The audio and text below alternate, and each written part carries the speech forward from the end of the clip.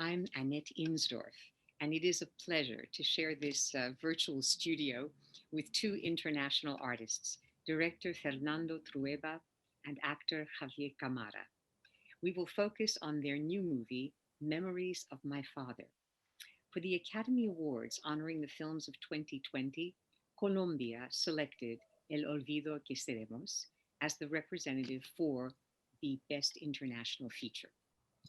Now, Trueba already won in this category for Belle Epoque back in 1994, and his versatility can be seen from the nomination of Chico and Rita in the Best Animated Feature category in 2010. I might add that he also directed a fine music documentary, Calle 54, in the year 2000.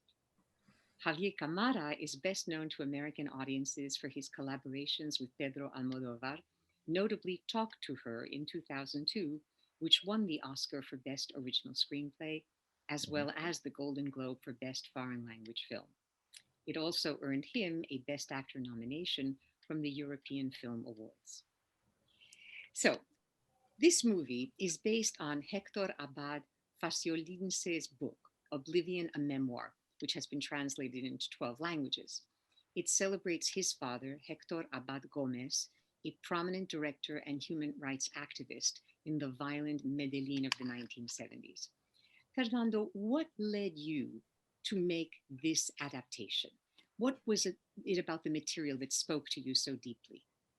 I love the book since I read it. I read the book maybe 1 year after it was published. So many years before the movie was made.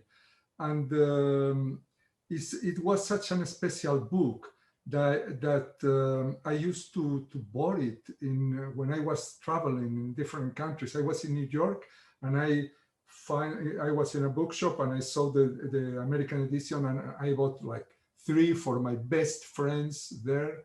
Or I was in France, the same thing. Or so in Brazil, I bought this book, and obviously in Spain for my mother, for my brothers, for best friends, for Javier, who is for there. Me too, yeah. Some years before that movie was a project even. But when the movie was offered to me by the author and the producer, my first reaction was, it's not possible to make a movie from this. That was my reaction. So they had to convince me, and they asked me to read it again. It was you say pudor, how do you say pudor? Modesty? Not modesty. It's like, for me, the book is truth. Every word is truth. It's the memories of a father, of a family, of a time past. And then I thought, and for me, movies are actors with costumes and wigs and makeup and things, walking on sets, no? So I thought, my first reaction was, it can't be made. It can't be made because movies are a representation, and this book is just a slice of real life. But I changed my mind, and maybe that was the best thing I did. No, I don't know if in my life but one of the best things I did in my life. And you also have your brother, David Trueba, who is a novelist and filmmaker. He's credited with the screenplay. So before we get to Javier, I just want to ask you, the film jumps back and forth between 1983 in black and white and 1971 in color. In fact, we meet Hector Jr., I have to say Hector Jr. because they have the same first name. In Turin, he's a student watching the Al Pacino Scarface in a movie theater with a lovely date. So why begin there? In other words, this is a question about structure. Why begin there? And I'll talk in a minute about how much I appreciate the way you get from past to present or present to past. There are 2 scenes of 2 different movies in my movie. And they are not there for cinephile reasons, not at all, maybe just the opposite. And Scarface was the first movie who start this vision of the Latin American people and Colombian people as drug dealers and nothing else. No, so it was. I don't mean that was the first movie, but it was the first who did it in big fashion. No, so this image of the Latin American people, this movie had to be an answer to that. No, and to I know that there are problems of violence and inequality and social problems still are there in Colombia, but Colombia is one of the most cultivated countries I ever been in my life. Every time I was in Colombia, even years before that movie, for me, Colombia is attached to great literature conversation, poets conversation, filmmakers conversations. So it was time to talk about this too, even if the movie is not about that. The movie is about Héctor and his father. It's a love story of a father and a son, mostly. Yes, but I also get the feeling of how much you love cinema itself. And this is how maybe you distinguish from a very real book to a film that has to be artifice. We get to Medellín 71 when the father looks back at his son through the peephole of a tube from folded up paper. And then we go to the boy's rolled up paper in the past. It's like an iris in film language. So, you kind of make us aware of the cinematic language at the same time that we're aware of the story. Yeah. That works. Yeah, this iris that were there since the silent movies, but were a speciality of François Truffaut that has been one of my inspirers all my life. I can feel that not just in this movie, and that's why you have this background for the interview. Now, for Javier, can you talk a little bit about the research that you did to play this legendary doctor who teaches medicine as if it were inseparable from human rights? Well, he was a symbol for his country. He was an amazing guy. I was discovering little by little these men because I was shooting in Italy with Paolo Sorrentino, and it takes me a lot of time to put myself into the production. And Fernando was preparing the film for a year maybe with the whole cast, and because if I had the whole information about this doctor, I would be very reluctant, a little hesitant to enter in this amazing life, because it's not only because of the man, but for the moment in Colombia, for the position of this guy, for the political, medical, humanistical position of this amazing guy, And I'm Spanish. I'm from Spain. I'm Fernando too. And for me, it was a little, I don't know, I have modesty, to put my foot into this story, because I don't know nothing about. I was in Colombia shooting Narcos. That is a very dark, prejudiced point of view of the American or the world point of life about Colombia. But the best decision was, okay, I have to do this film because this film is about the bride of Colombia, a real story of a very good man who tried to change the reality of the poor people of his country. He was the first. He was a pandemistic doctor. He brought the first vaccines from a lot of illnesses from his country to his country, and he works with America with very interesting doctors around the world. And I don't know, little bit. He has a radio broadcasting program, amazing program, and he was a very committed guy with his society. And it's impossible to say no. And Fernando gave me the book few years before, and I was crying like a baby reading this book, because it was like, oh my God, I've never had this kind of relation with my father, and it's wow. I wanna live a relationship with a father like this in my life. And my father passed away a long time ago. And I thought, oh my God, this is the possibility to live like a father and like a son, and help these people to put Colombia in the bright part of cinema, you know. And that's I don't know, I have a lot of emotions with it, with this film, and Fernando knows, and you know, because it's a very emotional film. And for me, it was a big trip, a big travel. It's a journey, it's an immersive journey that it doesn't finish. Well, this is a character who was, and remains a hero, a modern day hero. So, but you also play him with wonderful details and quirks. You know, you feel the domestic father in the home, and you feel a kind of greater paternal care that he has for all the citizens of his country. Yeah. Now, you mentioned, both of you, that this is a film made in Colombia. You're both from Spain. Was it any different making a Colombian film than making a Spanish film? I don't know, in terms of director, what do you think, Fernando?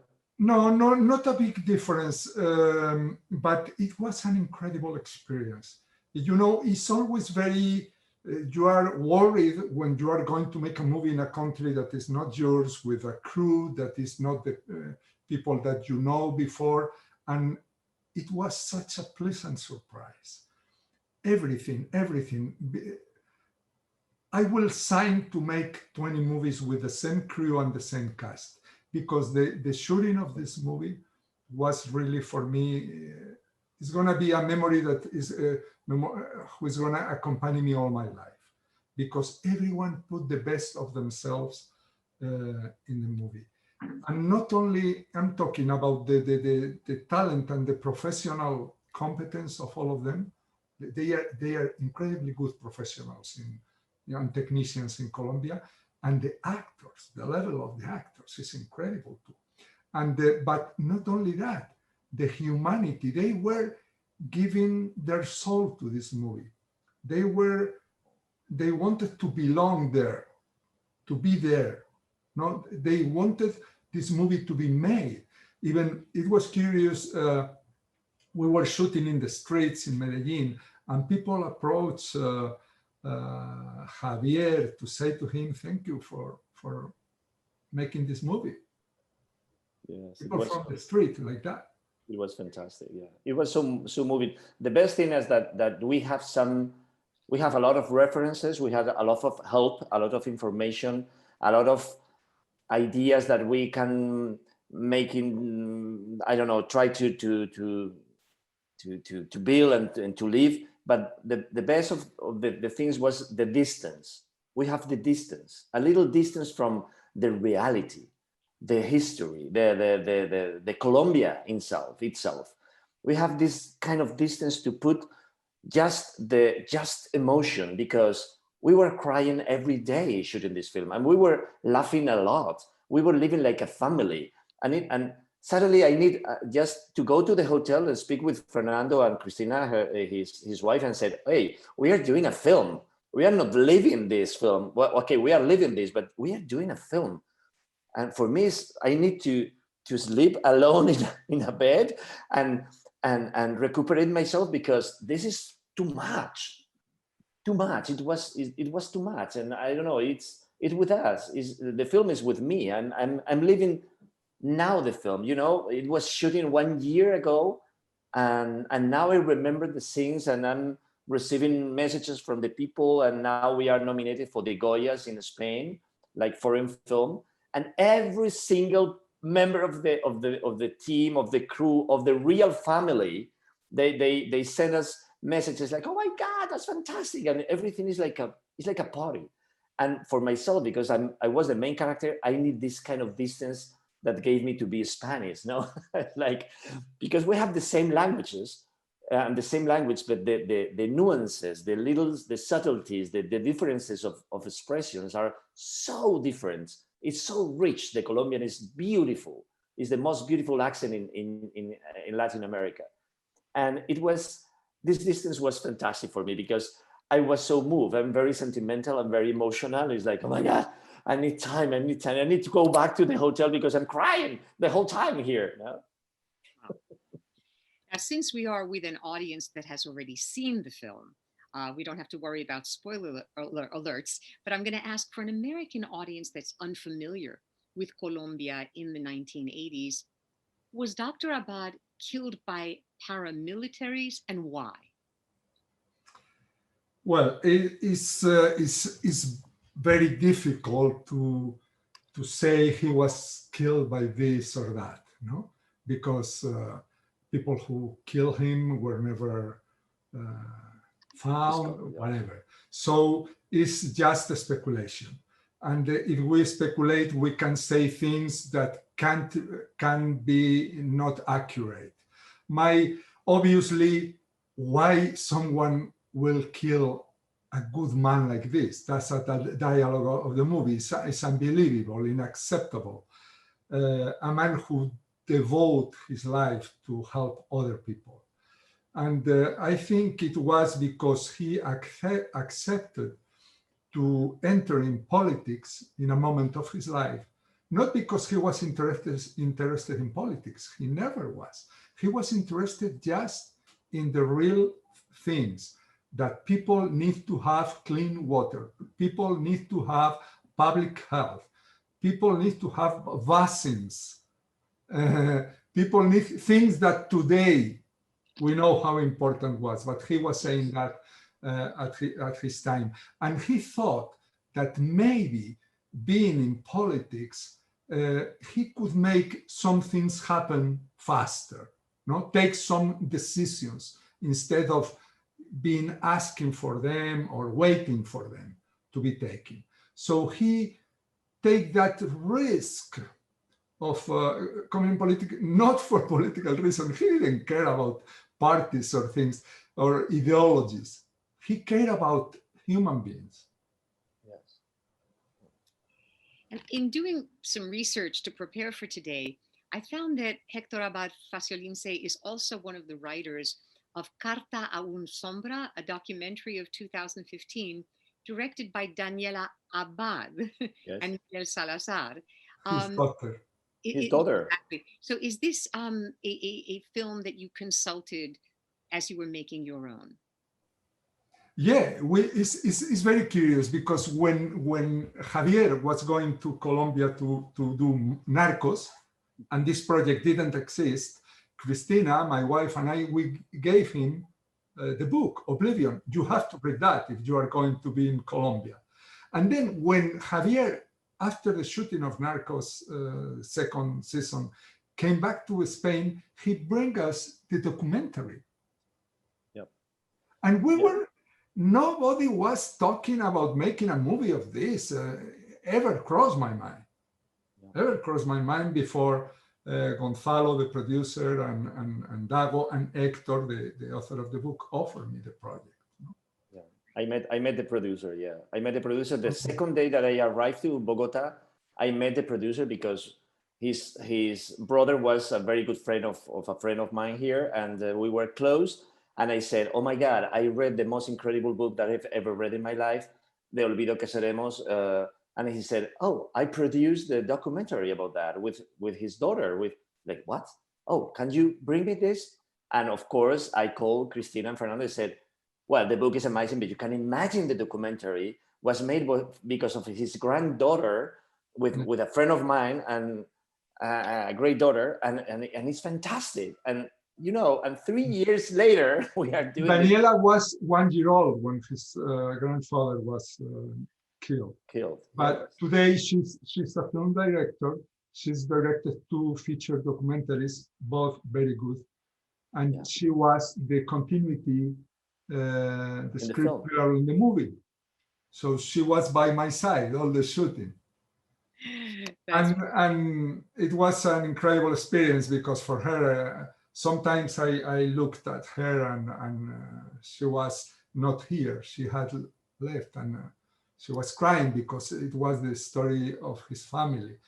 And I remember one day we were shooting the scene in the radio station when Dr. Abad is doing an interview. And we look at each other and I say, it's your grandfather. It's not Javier Cámara, it's your grandfather. And she she was crying her eyes out because she was feeling the same thing. It's very interesting. At the same time, that has nothing to do, but when they offer me, when finally I say, okay, we're going to do it. We should do that movie. We should speak about this man. We should tell his story again, now in cinema. The first thing I told, the first two things was, I think it's a pity that Javier is not Colombian, because he will be perfect.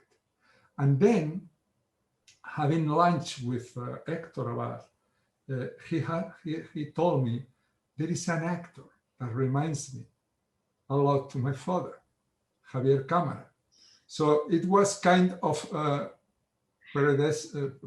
It was And, meant to be. and the other thing, Meant to be, yeah. It was other thing that it was very strange and exotic thing to say to the producer, I have to tell you one thing from the very beginning. The movie is still existing here.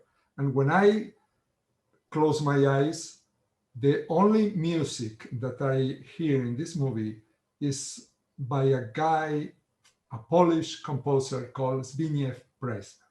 So I need to tell you that from the beginning. This is the composer that we need. No cumbias, nor folklore, not Spanish, nor Colombian music or whatever. We need Preissner. You don't have to tell me that, because the main reason that I requested a screener of your film was because Zbigniew Preissner was the composer. And to make a story short, one of the books I wrote was about the films of Kieślowski. Oh my God. And I was Kieślowski's translator. Wow. And it was Kieślowski who first introduced me to Zbigniew Preissner, who became a personal friend. I'm in touch with him all the time. Wow. I will tell him today.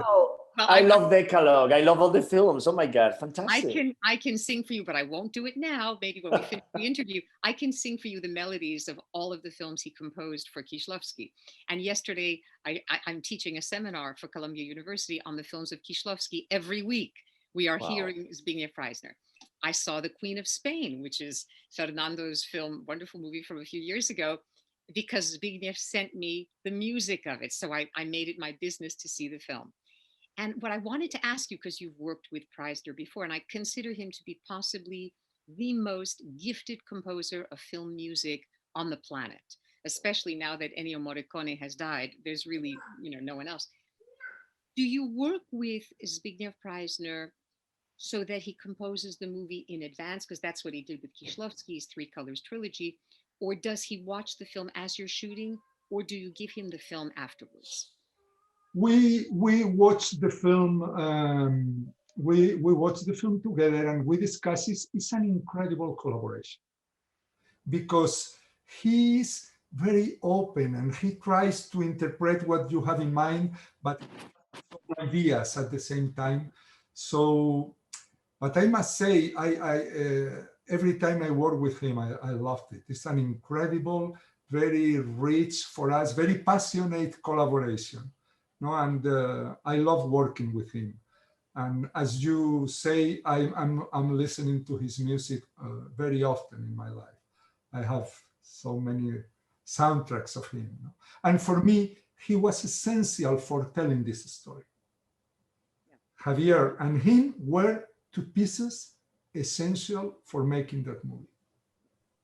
I understand that. I have a question for Javier also, because you worked with Fernando before, playing the AD Pepe in Queen of Spain, the comedy of 2017. Because we know you mainly from the films of Almodóvar in this country, could you compare what it's like working with Pedro and with Fernando? Oh my God, they are so different. Well, or maybe it's easy. I think it's easy work with them because the only reference that I need from a director that is admiration and is confidence. And both of them, I remember when Pedro offered me talk to her, and I was doing a sitcom on TV, a very comical comedia, very funny comedia, but in a channel in Spain. And he offered me talk to her, and he's like, oh my God. And I was reading this, I was crying, reading the script. And I called him and I said, oh, it's a great script, but I don't know how to do that. I don't know how to do that. And he told me, don't worry, I know how to do that. And he's like, okay, that's fantastic. And it's the same with Fernando. It's like every day I was so close to Fernando, with David and with Christina, and being close to the master, we close to the people who you admire, who you has been dreaming of working with them, and you are sitting close to them, taking decisions. And above all, Fernando always is like sharing his doubts and sharing his ideas and sharing his books and CDs and videos and books and films and everything. Is a masterclass. I have to pay for that.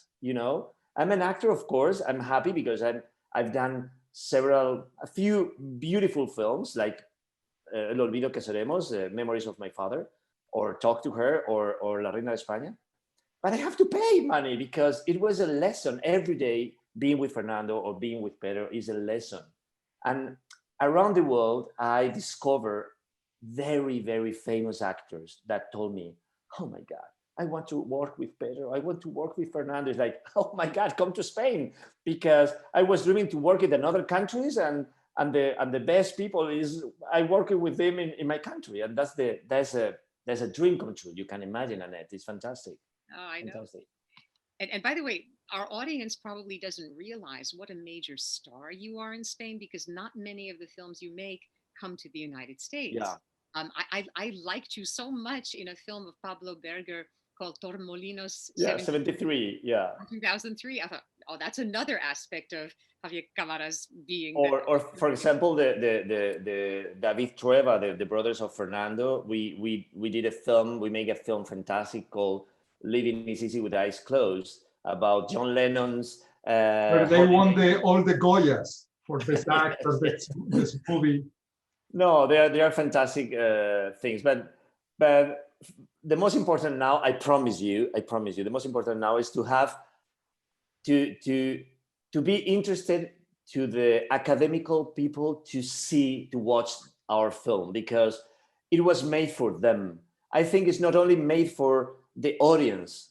It's a song for a classical movie. It's a song for love, not only because of family or a country or a man. Fernando loves to make movies, and every single take, every single scene, every single direction is full of cinema, and I think it's a masterpiece. I don't know. I think it's a beautiful film, and it's made too for the academics in United States and around the world. Yeah, I'm going to maybe just make a slight correction. Academics, people who teach, like me. The academy, the academy is the group of voters who appreciate every year and vote on the best films. But actually, the kinds of films that you make, both of you, I think they are for both the academy in terms of the AMPAS, and they are for those of us who teach and study cinema. Thank you, because I have a lot of mistakes speaking English, and I was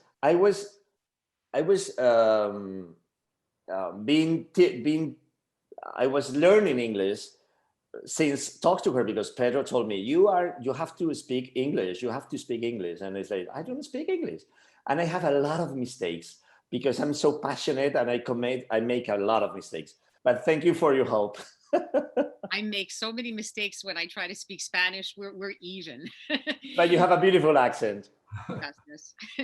And one tiny detail before we leave, I have to say that in this moment of the pandemic that we are all living through, the scenes in El Olvido que Seremos of Dr. Abad insisting on the constant hand washing, it just seemed so prescient for that moment into our own.